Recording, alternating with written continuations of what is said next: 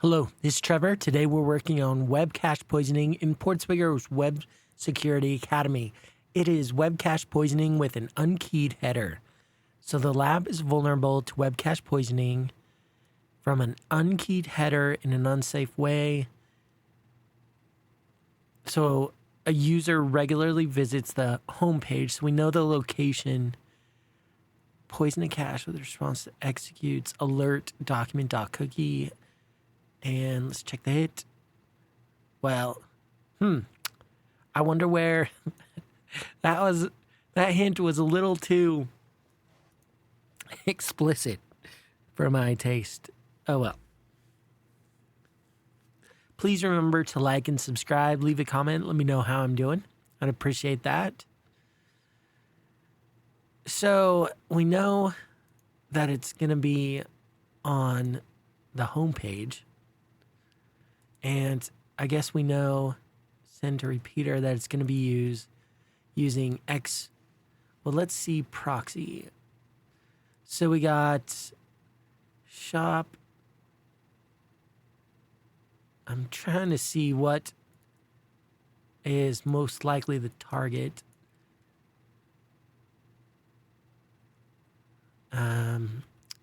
Tracking JS. Oh, it's probably this, huh? Xcache miss age 0. It's probably this tracking JS. And then we got a hit age 1.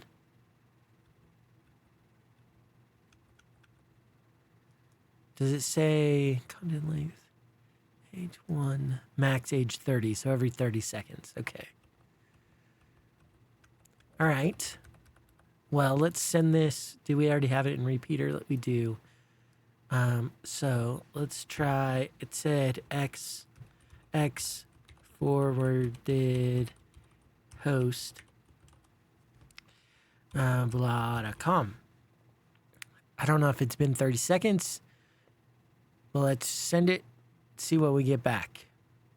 We're going to search this for blah.com. And boom, right there at the top.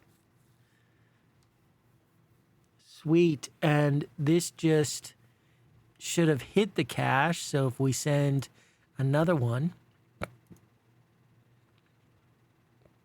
we still get blah.com. So all we need to do is, we have an exploit server, is create an exploit in the exploit server that alerts the document.cookie, and then you trigger that to be cached by going to the get the home page with the X forwarded host set to that URL or that host name, so that this gets rewritten, and then do that every 30 seconds or so until we've got the victim. Hope that makes sense. All right.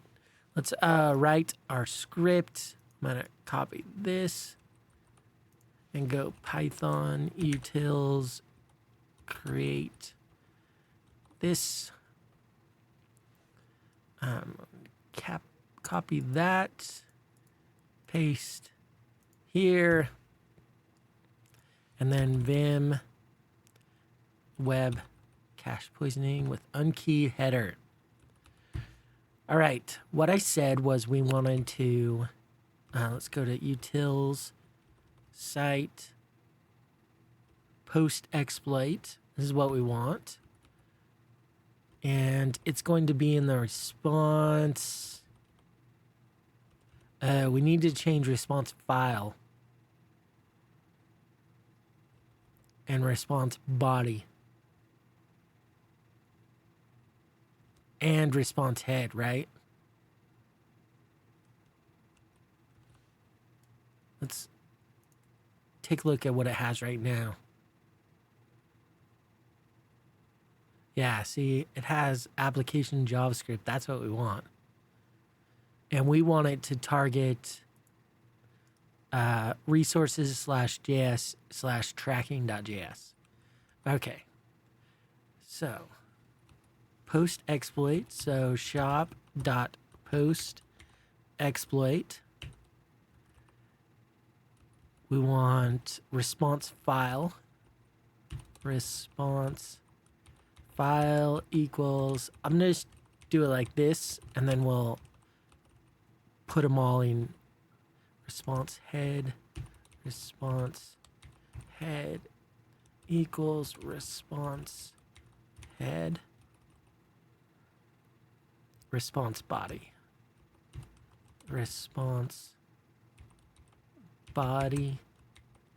equals response body. That looks like there we go. We also want to change the form action because we don't deliver it.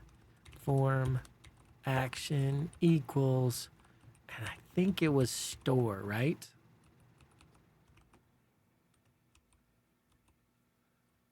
If we go 1 here, inspect value store. Okay. Let's go back there. Let's write this so it formats it good for us. All right, response file equals, we want resources /js /tracking JS. Like that. Response head equals, for this one, we want this.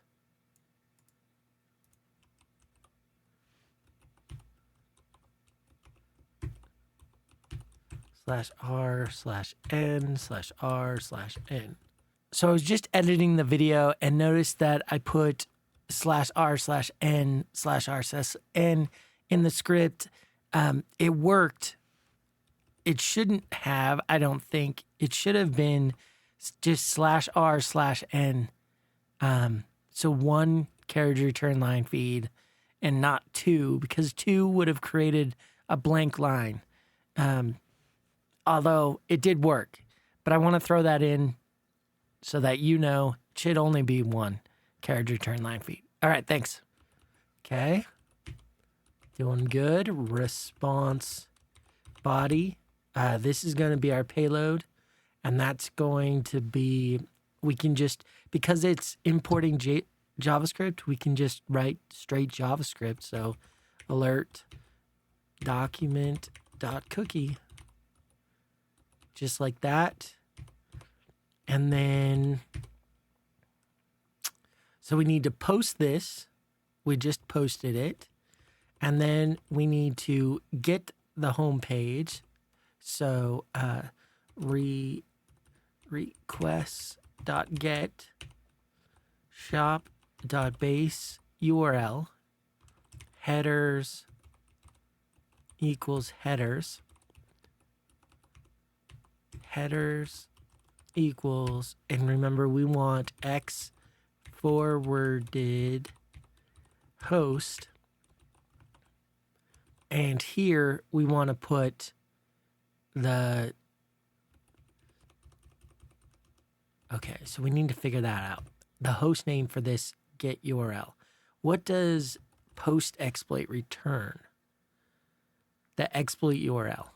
So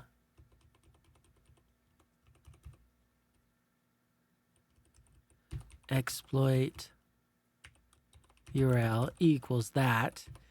And then if we got here, we did URL parse exploit URL parsed exploit equals that. And then we here we did parsed exploit.net lock. That should be good. We need to import from URL lib dot parse import URL parse. So this will get just the host name, which is what we want. And then we send it. So if shop.no proxy, we'll do this, else we will do it through a proxy. Proxies equals utils dot proxies verify equals false. All right. The only thing, so this will work if, I don't know how many times we have to loop this. So we could try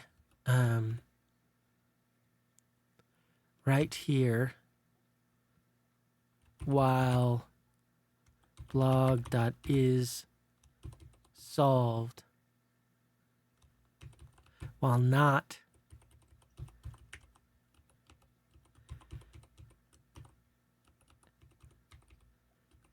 we can move that.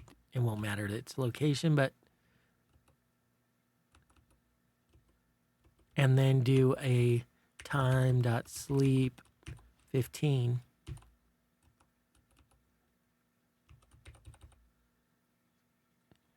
Import time, and I need a colon here. Oh, and it's not blog. Shop. While it's not solved, we're going to do our attack and then sleep 15 and then do it, check if it's solved. Should work. It's probably not the most efficient, but I'm okay with that. Wait, I can just arrow up. The whole reason I did that. Okay. Let's do it. Let's solve this. Except for repond. So respond.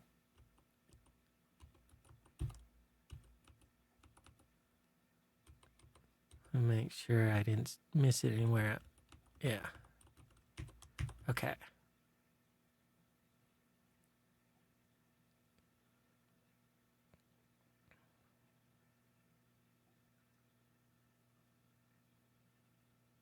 Didn't solve it the first time through.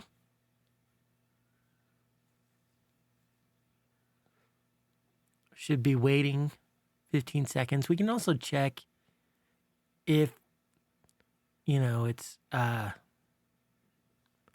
if it's cached.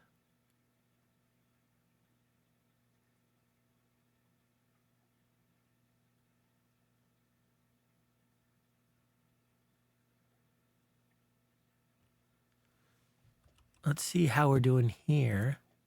We're doing what we want to do. Yeah. That looks good to me. So we're just now waiting to catch the, what was the age? Xmiss hit 16. Hit 19.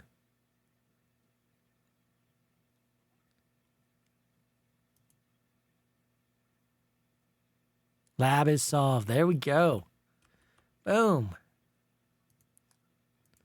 Let's get our banner. But there we go. Yeah, so this is a pretty cool one. We just found that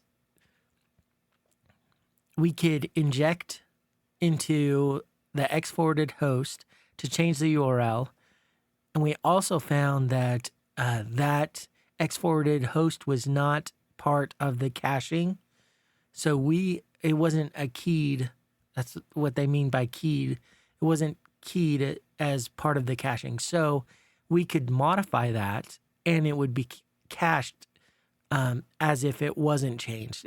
That essentially doesn't matter for the caching. So we could set it to anything and it would cache, and then whoever visited after us would get that same value. Very cool.